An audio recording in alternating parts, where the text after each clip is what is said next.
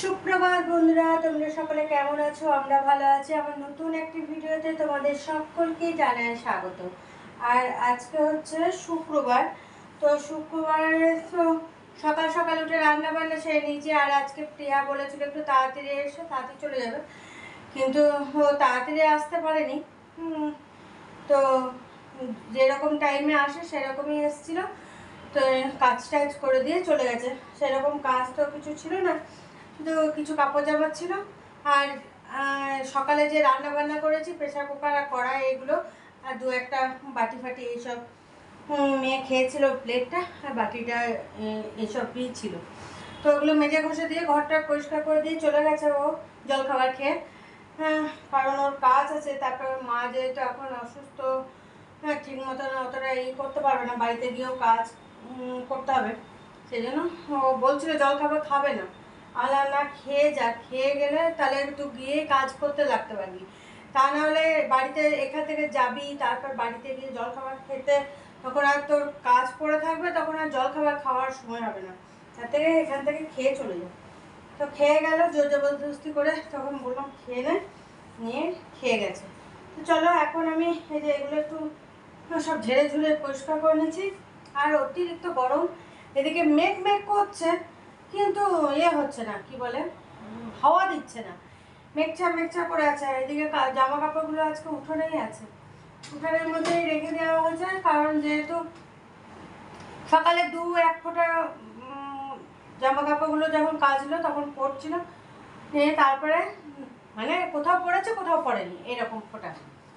তো সেই জন্য প্রিয়া বললো তাহলে বাইরেই থাকবে। আমি বললাম বাইরেই এখন থাক, কারণ মেঘছা মেঘছা পড়ে আছে তো, হ্যাঁ, অতটা রোদ তো নেই। তো জামা কাপড়গুলো তাহলে শুকিয়ে যাক, তারপরে আমি যদি বৃষ্টি আসে তখন তুলে নেবো। তো সেই জন্য উঠানেই এখন রাখা আছে। হ্যাঁ, তো এগুলো এখন একটু মোছামুছি করে নিয়ে তারপরে রান্নাগুলো তোমাদের দেখিয়ে দেবো। আর এদিকে গ্যাসটাও পরিষ্কার করতে আছে। হ্যাঁ, আজকে কিছু সেরকম রান্না করিনি, কারণ একটু একটু করে আছে, সেজন্য অল্প একটু রান্না করেছি। হ্যাঁ, তো সেটাই তোমাদের দেখিয়ে দেবো কী রান্না করেছি না করেছি। আর মেয়েটাও খেয়ে দিয়ে গেছে, তো এসে আবার খাওয়া দাওয়া করবে, কারণ সেই আস্তে আস্তে তোর বিকেল। মেয়েকে টিফিন বানিয়ে দিলাম। তো আজকে মেয়েকে অন্য ধরনের একটা টিফিন বানিয়ে দিয়েছি, পরে তোমাদের সঙ্গে ওই রেসিপিটা একদিন শেয়ার করবো।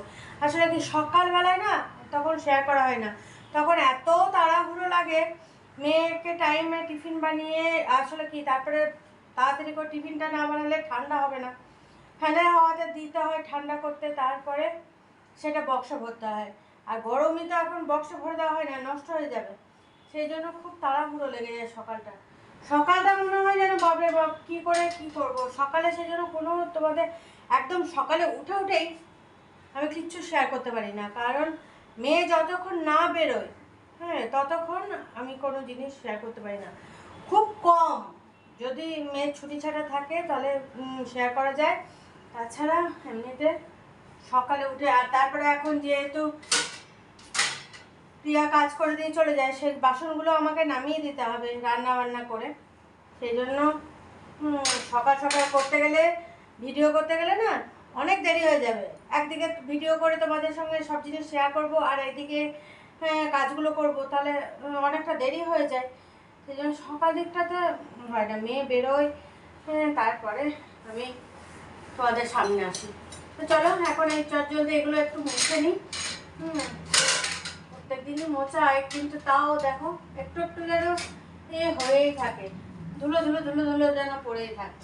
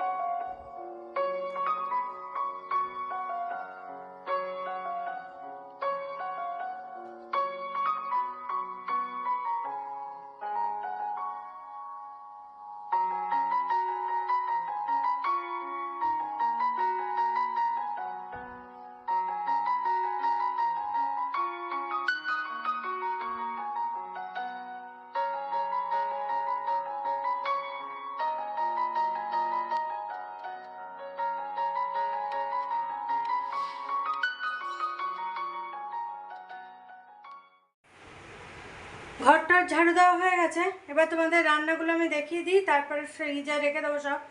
হ্যাঁ, নাহলে তো আবার নষ্ট হয়ে যাবে, যা গরম। তো চলো, তারপর কাপড় জামাগুলো দেখতে হবে কীরকম অবস্থায় আছে।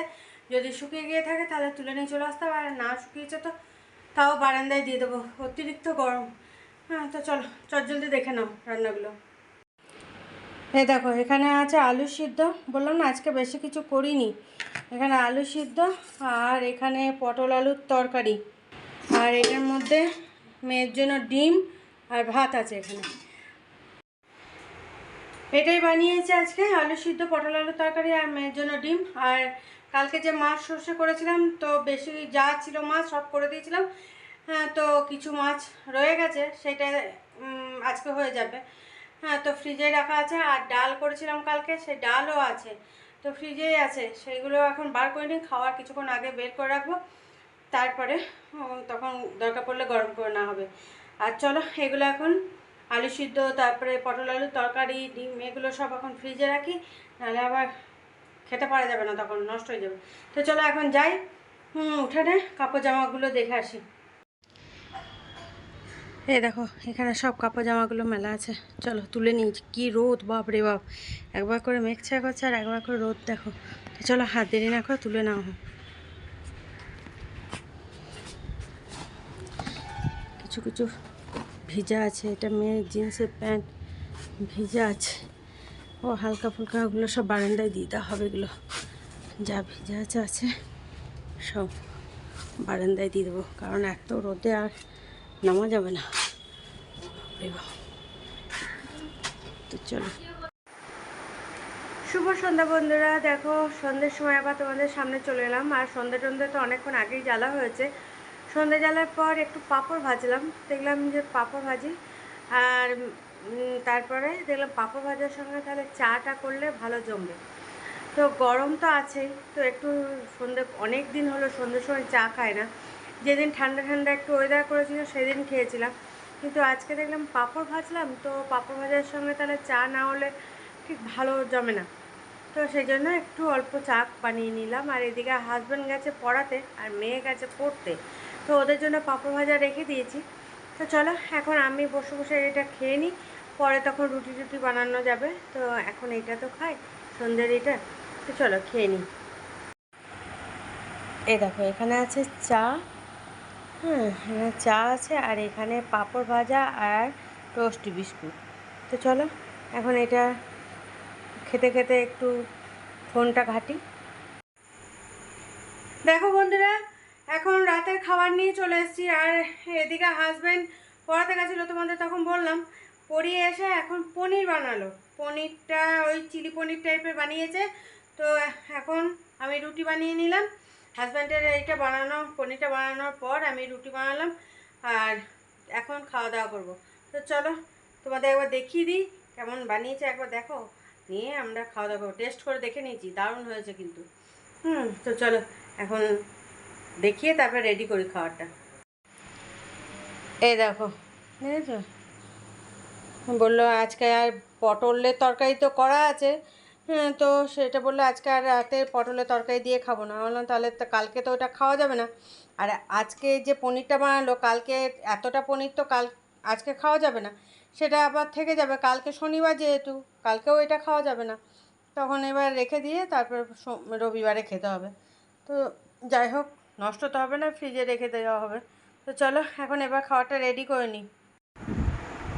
দেখো, খাওয়া দাওয়া করে বেডরুমে চলে এসেছি, আর তোমাদের সামনেও চলে এলাম। রান্নাঘরে সব কাজ কমপ্লিট করে, হ্যাঁ রান্নাঘরে যেহেতু আজকে ওই যে হঠাৎ করে হাজব্যান্ডের ইচ্ছা হলো পনির বানাবো, তো টিউশনি পড়িয়ে এসে তারপরে পনিরটা ফ্রিজে রাখা ছিল, তো এসে বানাতে শুরু করে দিল। আমাকে বললো এসে, তখন ওইগুলো কাটাকুটি করে দিলাম, পেঁয়াজ, ক্যাপসিকাম, সব জিনিস। ক্যাপসিকামও ফ্রিজে রাখা ছিল, তো জোগাড় সবই ছিল। হঠাৎ করে এসে বললো আজকে রুটি খাওয়ার কী আছে। বললাম যে দিনে তো পটলের তরকারি করেছি, সেইটাই আছে।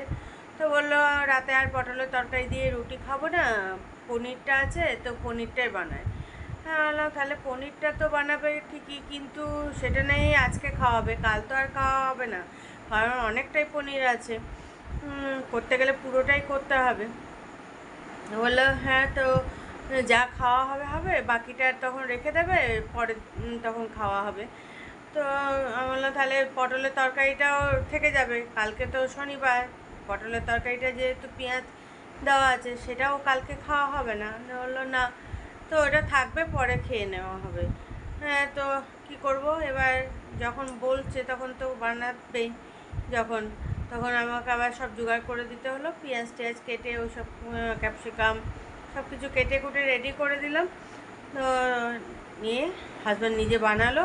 তো যাই হোক, রাতে রুটিটা ভালোই খাওয়া হলো। পটলের তরকারির থেকে পনির দিয়ে খাওয়াটা ভালো হয়েছে, কিন্তু ওই পটলের তরকারিটাও থেকে গেল, আবার পনিরটাও থেকে গেল, কালকে যেহেতু শনিবার খাওয়া হবে না।